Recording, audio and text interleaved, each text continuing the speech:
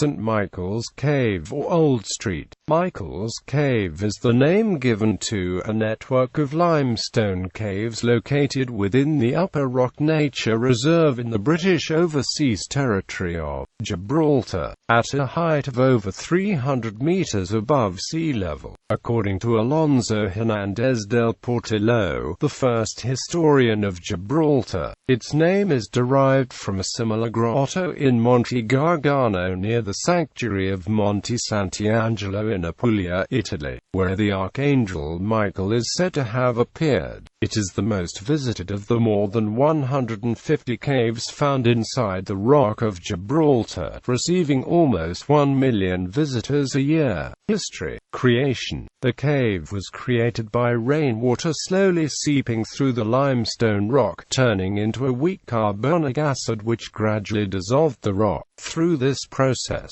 tiny cracks in the rock's geological fault grew into long passages and large caverns over thousands of years. The numerous stalactites and stalagmites in the cave are formed by an accumulation of traces of dissolved rock deposited by water dripping from the ground above. Prehistory. In 1974 an Neolithic bell was discovered in the cave, one of many examples which prove that the cave was known to prehistoric humans. Another would be the recently discovered cave art depicting an ibex drawn in charcoal on one of the cave walls. It has been dated to the Solutrean period based on the style used. However, since 2 Neanderthal skulls have been discovered in Gibraltar, it is possible that they were among the first to set foot in the cave around 40,000 BC.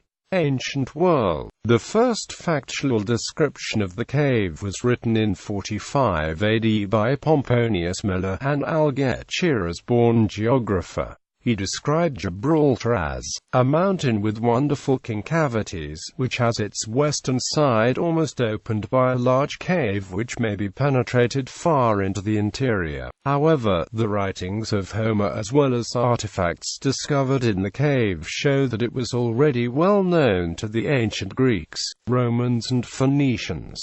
Spanish period. The name Cueva de San Miguel is recorded by the Gibraltar's first historian, Alonso Hernández del Portillo, in his Historia de la muy noble y más leal ciudad de Gibraltar. In his work, Hernández del Portillo also suggests the cave's name is taken from the similar grotto in Apulia, Italy.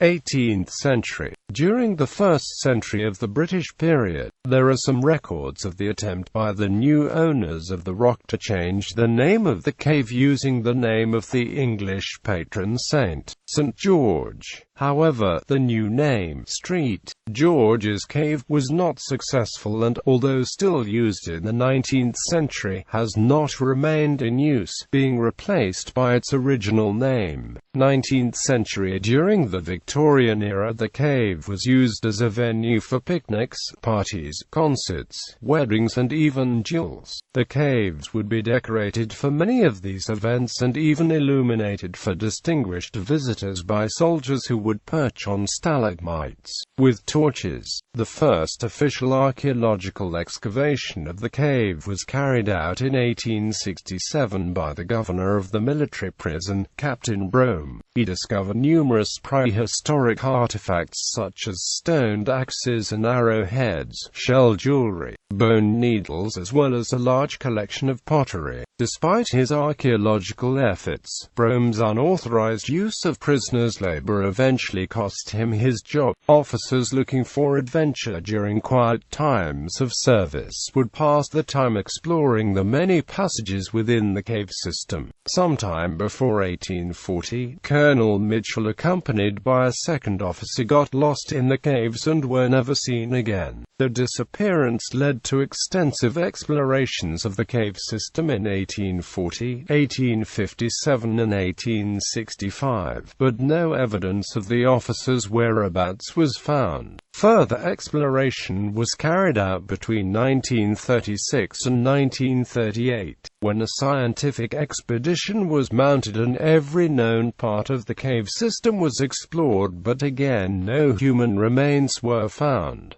Military use. It is believed that St. Michael's Cave has had a military use since the Berber general Tariq ibn Ziyad led the Umayyad conquest of Hispania in 711 AD. This is assumed due to the defensive wall of Moorish origin which protected the cave's entrance until recently, just after Gibraltar's capture by Anglo-Dutch forces in 1704. 500 Spanish troops concealed themselves within the cave overnight after having ascended through path led by goatherd Simon Soussat, before an unsuccessful attempt to surprise the garrison.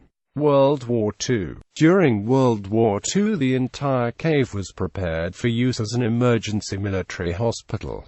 It was never used as such. New St. Michael's Cave. In 1942, it was decided that an alternate entrance was required to improve air circulation within the emergency hospital in the lower chambers of the cave, as well as to serve as an emergency exit in case of airstrike, whilst blasting the rock in order to create the extra opening. Another deeper system of caves known as New St. Michael's Cave were discovered. The series of descending chambers are riddled with examples of almost all known cave formations, including an underground lake of crystal clear water.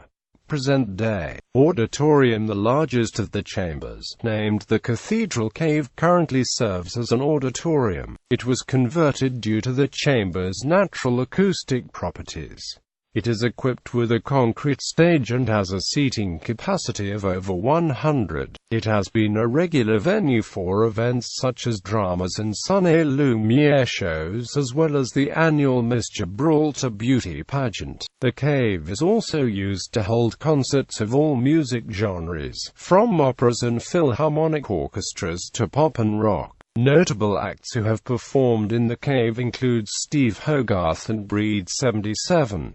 The Gibraltar World Music Festival is also held here each year. Tourism. Presently, the cave is one of Gibraltar's top tourist attractions and is open daily to the public, receiving almost 1 million visitors a year. The cave formations are colorfully lit and visitors can read displays documenting the cave's history. St. Michael's Cave can be reached by car, taxi, cable car or by foot. Tickets include entrance to 2 of the other major tourist sites on the rock, the Moorish Castle and the Great Siege Tunnels. Guided tours of Lower St. Michael's Cave can also be arranged through the Gibraltar Tourist Board. The cave is in a completely natural state, although fully lit and kitted out with ropes to aid minor climbing and scrambling. Safety helmets are provided and comfortable non-slip shoes are recommended. Legend. The Cathedral Cave was long thought to be bottomless, making St. Michael's Cave the subject of one of Gibraltar's most famous legends. It was believed that the cave is one end of a subterranean lay tunnel over 15 miles long which passes under the Strait of Gibraltar. Legend has it that the Barbary macaques entered the rock from Morocco this way, as the Rock of Gibraltar was thought to be one of the legendary pillars of Hercules. The ancient Greeks also believed the cave be the gates of Hades, an entrance to the underworld.